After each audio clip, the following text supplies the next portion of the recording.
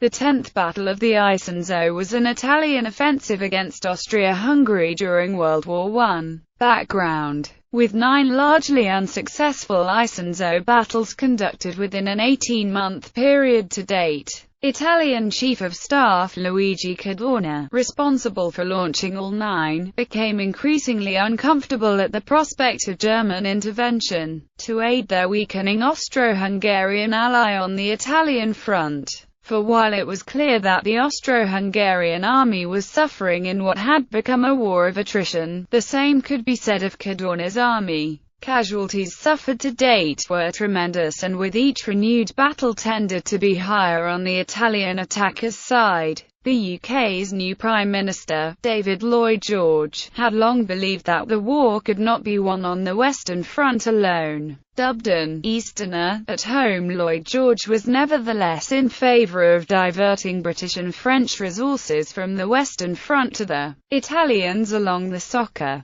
to knock the props out from under the Central Powers. However, Lloyd George's own field commanders, including Commander-in-Chief Douglas Haig, along with the French, disagreed, arguing that resources could not be spared from the Western Front, particularly with French Commander-in-Chief Robert Niville's upcoming Aisne offensive, aimed at ending the war in the West within 48 hours. Consequently, Niville dispatched Ferdinand Foch to meet with Cadorna and discuss their possible options. In the event, the British and French agreed to rush aid to the Italians only in the event of an emergency, for example, large-scale German military assistance to the Austro-Hungarians. A contingency plan was thus developed to meet with such an eventuality. The agreed plan was duly invoked, too late, in late October 1917 in the wake of the Italians' disastrous performance at Caporetto in the 12th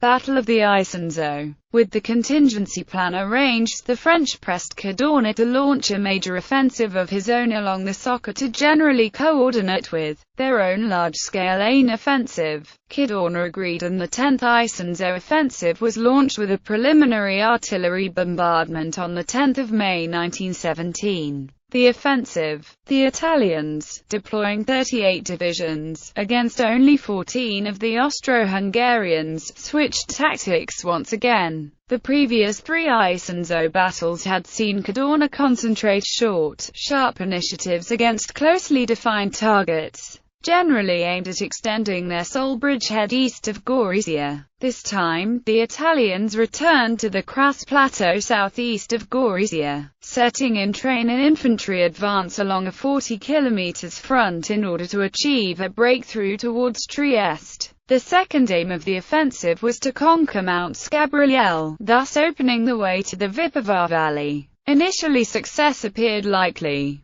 By the close of May, the Italian army had advanced to within 15 kilometers of Trieste, almost reaching the coastal town of Duino. Although subsidiary attacks elsewhere failed, nevertheless, a major Austro-Hungarian counter-offensive launched on the 3rd of June reclaimed virtually all lost ground, and by the time the battle was called off by Cadorna on the 8th of June, little territory had been gained. Some fighting also took place in the northern sections of the front in the Julian Alps, where the Austro-Hungarians strengthened their positions along the Vrsic mountain ridge. Casualties continued to be high. 157,000 Italian losses were sustained, with a further 75,000 Austro-Hungarian casualties. With morale in the Italian army plunging, Cadorna planned one further breakthrough attempt as he massed the greatest number of divisions and artillery yet along the Somme River. Accordingly, the 11th Battle of the Isonzo was initiated some 2 months later, on the 19th of August 1917.